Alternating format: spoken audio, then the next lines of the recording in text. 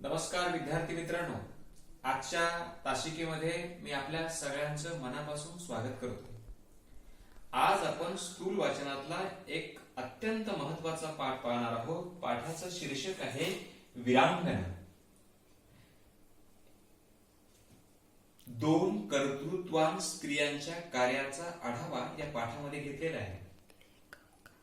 आपल्याला सगळ्यांना सांगतोय की महाराष्ट्राचा आणि देशाचा इतिहास आपण पाहिला तर जसा तो कर्तृत्ववान पुरुषाचा आहे तसाच तो इतिहास कर्तृत्ववान महिलांचा देखील आहे।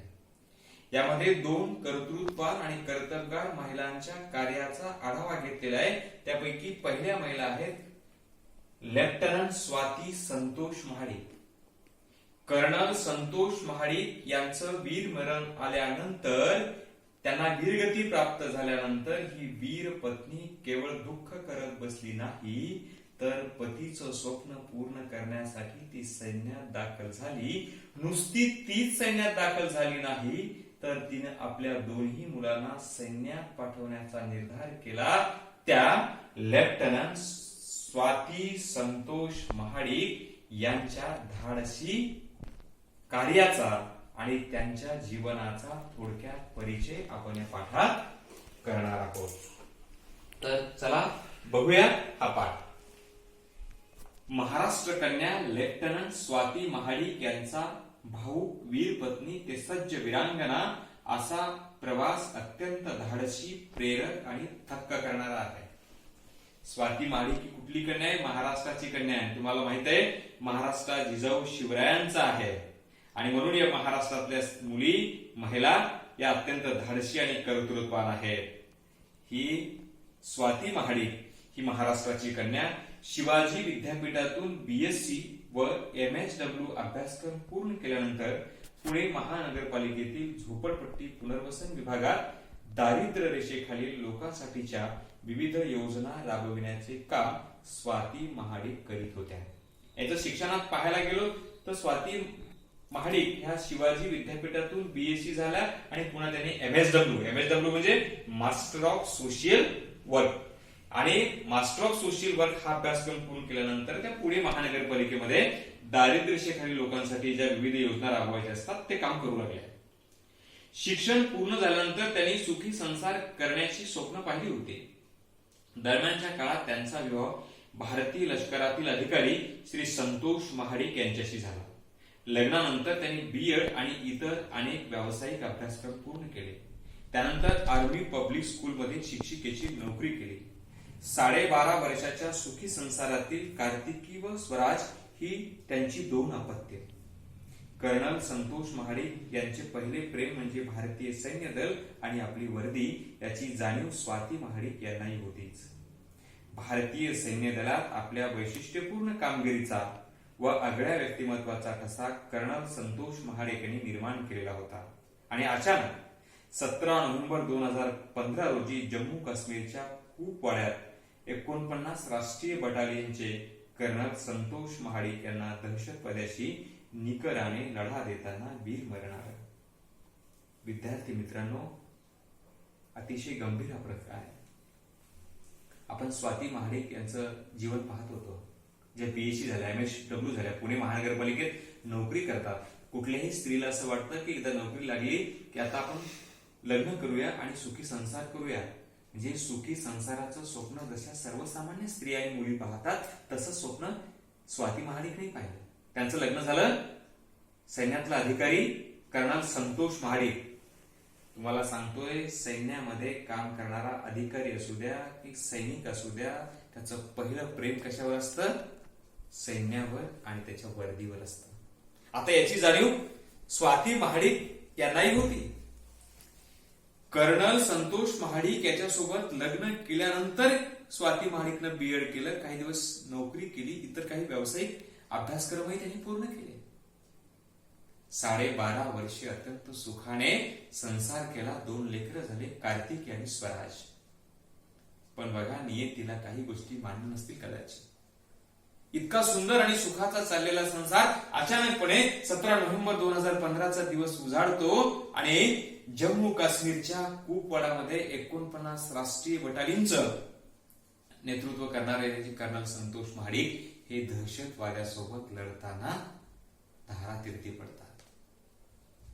सैन्यात असणाऱ्या प्रत्येक अधिकाऱ्याला आणि सैनिकाला हे निश्चितपणे सांगता येत नाही की आजचा दिवस गेला उद्याचा कसा.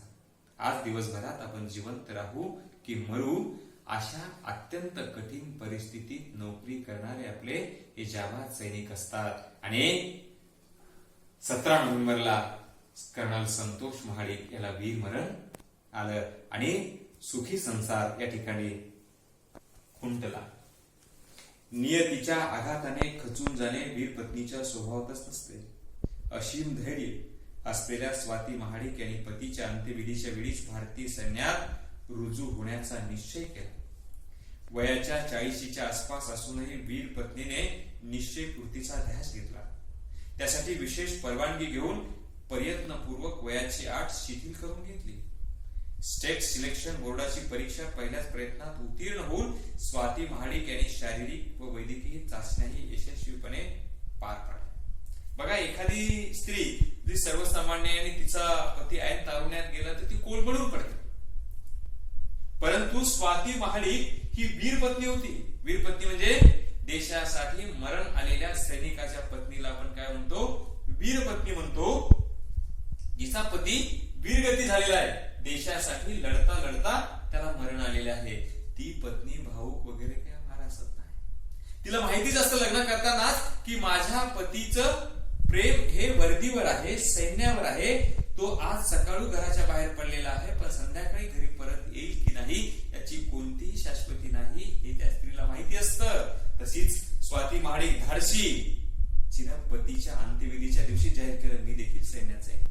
बघा, एखादी स्त्री तर म्हणली असती माझा नवरा मेला, आता मी त्या सैन्याचं तोंड पाहणार नाही, मी जाणार नाही, माझ्या लेकराला जाऊ देणार नाही. परंतु ही धाडसी स्त्री म्हणते मी सैन्यात जाईल. वय 40 आहे. विशिष्ट प्रयत्न करून वयाची अट शिथिल केली, परीक्षा पास झाली, मेहनत करून ती परीक्षा पास झाली आणि तिने ठरवलं की मी सैन्यात जाणारच. त्यातून त्यांची निवड ऑफिसर्स ट्रेनिंग अकॅडमी चेन्नई इथे झाली. तेथे त्यांनी 11 महिन्याचे अतिशय खडतर प्रशिक्षण पूर्ण केले आणि 9 सप्टेंबर 2017 रोजी लेफ्टनंट म्हणून लष्करात दाखल झाले. परीक्षा पास झाली म्हणजे ही काही केवळ एका वीर सैनिकाची पत्नी म्हणून तिला सगळ्या संधी मिळाल्या, तिला नोकरी मिळाली असं नाही. ती अभ्यासू होती, मेहनती होती, ती परीक्षा पास झाली. तिनं 11 महिन्याचं अतिशय खडतर प्रशिक्षण पूर्ण केलं आणि 9 सप्टेंबर 2017ला ती लेफ्टनंट लष्करात दाखल झाली. आपल्या खांद्यावर अभिमानाचे 2 स्टार मिळवले. लष्करामध्ये किती स्टार आहेत याच्यावर त्याची प्रतिष्ठा असते. हिला किती स्टार मिळाले? 2 स्टार. त्यावेळी त्यांची मुलगी कार्तिकी 7वी तर मुलगा स्वराज हा 2री शिकत होता. या वीर पत्नीने देशासाठी पतीने केलेल्या बलिदानानंतर खचून न जाता सैन्य दलात भरती होऊन केवळ आपल्या अपत्यासमोरच नव्हे तर देशातील प्रत्येक स्त्री, प्रत्येक मूल यांच्या समोर एक अनोखा आदर्श उभा केला आहे. बघा, स्वाती महाडिक मोठ्या कष्टाने प्रशिक्षण पूर्ण केलं, लेफ्टनंट दाखल झाली. त्यावेळेस तिची मुलगी 7वीत तर मुलगा 2रीत होता. या कर्तृत्वान स्त्रीनं हा धाडसाने केलेला प्रवास केवळ तिच्या कुटुंबासमोरच आदर्श होता असा नाही, तर तिचा हा प्रवास संबंध भारतीयापुढे, अनेक तरुणांपुढे, अनेक तरुणींपुढे, अनेक मुलांपुढे, अनेक मुलींपुढे होता की वयाच्या 40शीतली स्त्री देखील स्वतःच्या कर्तृत्वाने सर्व परीक्षा पास होऊन अतिशय खडतर प्रशिक्षण पूर्ण करून लष्करात दाखल होऊ शकते. हे स्वाती महाडिकने दाखवून दिले होते.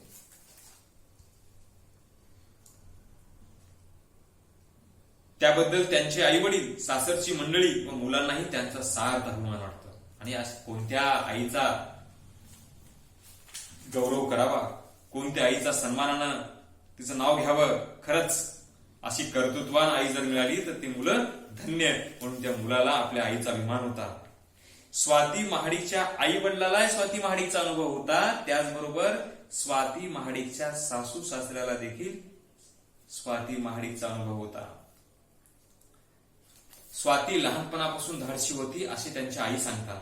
पतीच्या मृत्यूनंतर समाजाने त्यांना शिक्षण क्षेत्रात तसे राजकीय क्षेत्रात मानाच्या अनेक संधी, अनेक सुखाशीन आयुष्य देऊ केले होते, परंतु ती सर्व प्रलोभने झुगारून त्यांनी सैन्यात भरती होऊन पतीचे पहिले प्रेम जिवंत ठेवण्याचा धाडसी निर्णय घेतला. त्याच वेळी पित्याचे छत्र हरवलेल्या आपल्या दोन्ही मुलांना सैन्यातच पाठवणार हा स्वातीताईचा निर्धार हे देशप्रेमाचे जिद्दीचे मूर्त रूप आहे. खरंच अशा स्त्रीला सलाम केला पाहिजे.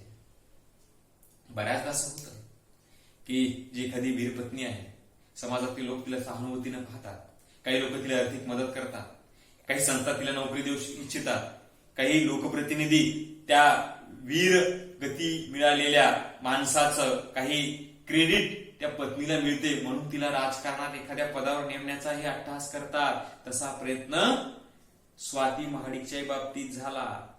काही संस्था असणाऱ्या, शिक्षण संस्था असणाऱ्या लोकांनी, काही राजकीय लोकांनी तिला संधी देण्याचा प्रयत्न केला, परंतु स्वाती महाडिकनं ह्या संध्या नाकारल्या आणि सैन्यात जाऊन आपल्या पतीचं पहिलं प्रेम जिवंत ठेवलं. कल्पना करा, एखादी स्त्री थोड्याशा पैशाला, एखाद्या नोकरीला बोलून किंवा एखाद्या राजकीय पदाला बोलून तिकडे गेली असती, परंतु स्वाती महाडिकीनं मात्र राजकीय संधी नाकारली, कुठल्या एखाद्या संस्थानिकाची नोकरी नाकारली आणि देशसेवा करण्याचा निर्णय घेतला.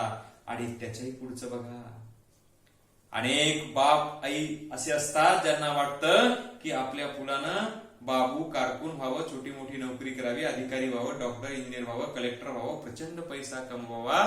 फार मोजकेच आई वडील असे असतील की ज्यांना वाटेल माझा मुलगा सैन्यात जावा आणि देशाच्या सीमेचे रक्षण करावं.